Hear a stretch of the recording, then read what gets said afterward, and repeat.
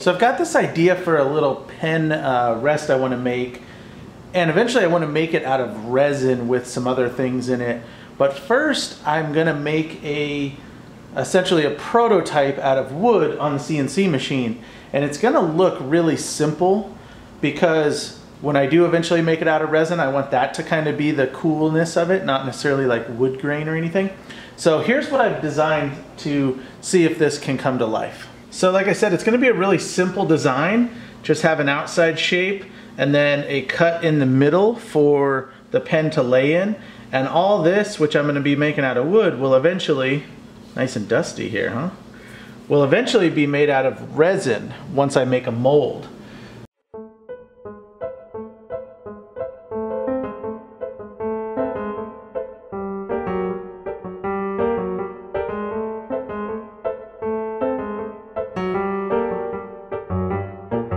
This is the wood prototype, and what I've done is I've used a cigar box that I had a bunch of laying around for the mold form, basically.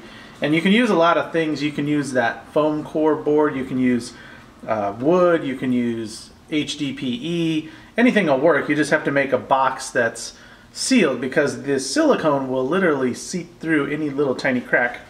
So what I've done is I made my negative, this wood block here, sanded it really well. The silicone will pick up any little imperfection or line, or if you have a gouge in it, there's going to be a gouge in the mold. It's just really detailed, which is cool, but you got to prepare for that and have it really, really sanded flat or shaped how you want it. But anyway, back to this. I just cut the lid off the box and then stripped it the same height as the box here. And then I use the 2P10, which I like because I can put the glue around my wall here, stick it in, and then spray the activator, and in 10 seconds it's dry. So I've always used the 2P10 for my mold box building, and now this is essentially ready. I can mix up my silicone and pour it right in here and make my mold, which I'll then pull out. So let's go ahead and mix up some silicone and pour it in. So I've got my box here with my master that I'm making the mold of, and now I'm going to mix up this silicone, and this is done by weight. It's a 10-to-1, so if I mix 10 ounces of silicone, I need to add an ounce of catalyst. Now this isn't the ideal container, but it's the only one I have. Usually I use a cup so it's easier to stir. A square will be a little more challenging. The key is to stir this stuff really well, so spend extra time stirring and stirring and stirring. And then I like to pour it. I don't just cover a hole like this and blanket it because that leaves more chances for air. So what I'll do is start pouring on the side and just kind of let it flow over and into the cavity. And like I said before, it's going to really do a good job of making a mold exactly as your negative is. So you want to have that perfect. So I'm going to go ahead and mix this up.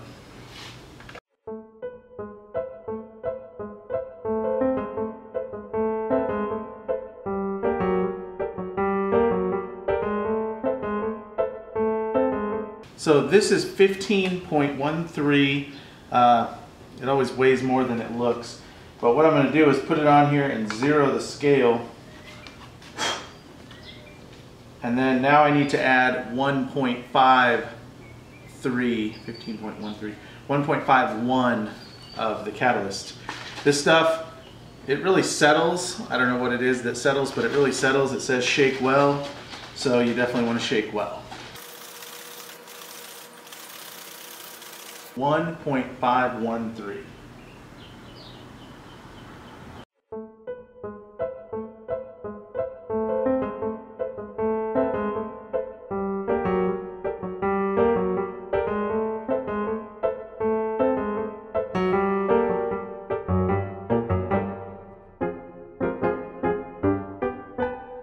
So now you can see my material is a nice solid mix, and it's still pretty pliable. What I'm going to do is pour some of this in and then mix it a little more. And like I said, I like to start on the edge and kind of let it flow. And you'll see a lot of bubbles in this stuff, and they'll come out fairly quickly.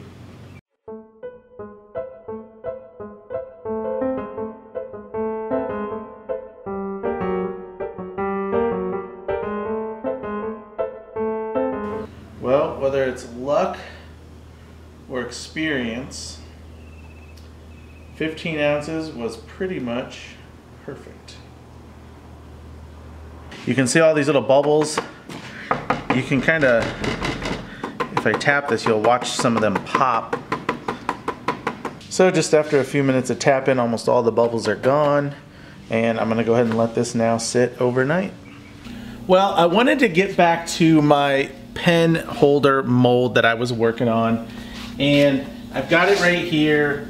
And I've got a thin layer of resin in here, and I want to explain what I'm doing. Over the last couple days I wasn't able to record because I had a bunch of machines running and things, so I went ahead and poured a couple of samples from the mold. Now this one is a alumilite, or an alumilite mold, or a cast. And you can see I haven't cleaned it up or anything, that's the extra, but the alumilite poured really nicely. The problem was I had to kind of stuff it in my pressure pot, and it curled up my corners of the mold because it's too big. I didn't think of sizing it to fit in the pot. So it kind of rolled the corners, which actually looks cool. And I think I'll be able to sand this out and polish it and make it really nice, and it looks good with the color. But what I intended to make with this is this sample. Now this is a polyester resin cast. And you can see there's a bunch of pen nibs in it.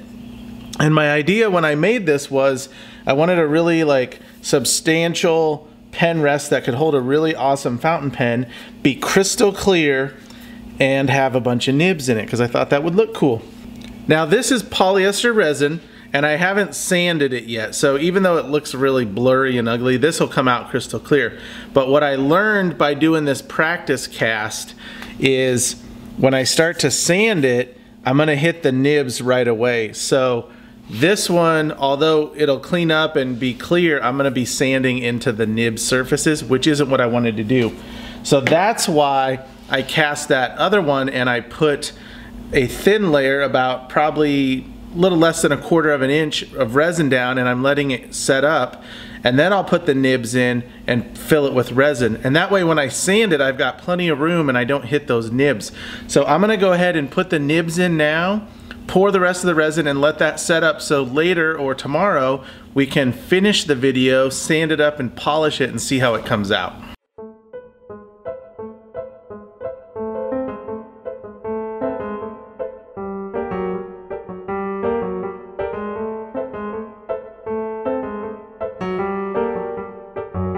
Alright, well I'm happy to try to finish this project up.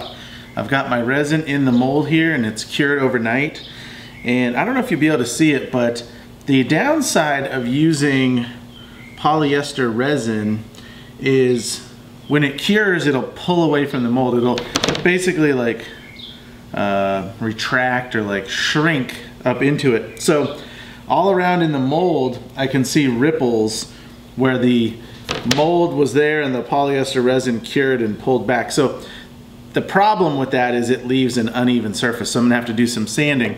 Whereas alumilite, it's really consistent and flat. So who knows, if I do this multiple times, I may try alumilite in clear and see how it works. But for this one, we use polyester resin. So I'm gonna go ahead and pop this out of here. And the only trick with this one, and it's not a big deal, is making sure this center part comes out smoothly. I don't want to tear my mold. So once I get one end popped out, which that one popped really easily, I can just lift it out. So this actually looks really good.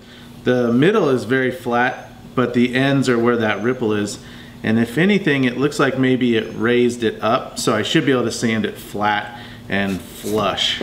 So I'm gonna go ahead and prep some sanding stuff. I'm gonna do some wet sanding on this to keep the dust down because I don't want any breathe any of this resin dust, but I'm gonna get to sanding. I went ahead and knocked the rough spots, those ripples I was talking about. I used my orbital sander and I did 320, so now it's basically roughed out, even though 320 isn't generally rough, but for this I want it crystal clear, so it's kind of rough. So now I'm gonna go ahead and wet sand. I've got my micro mesh pads that go from 1500 to 12,000.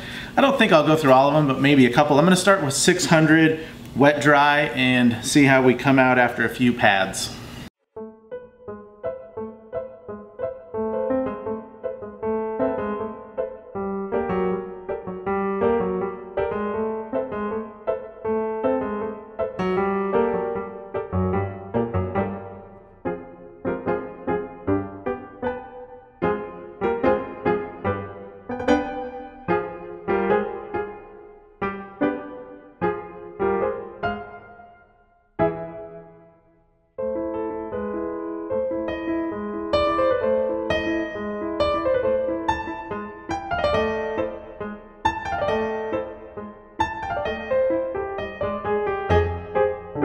So after way too much sanding, polishing, buffing, sanding some more, buffing some more, polishing some more, here it is.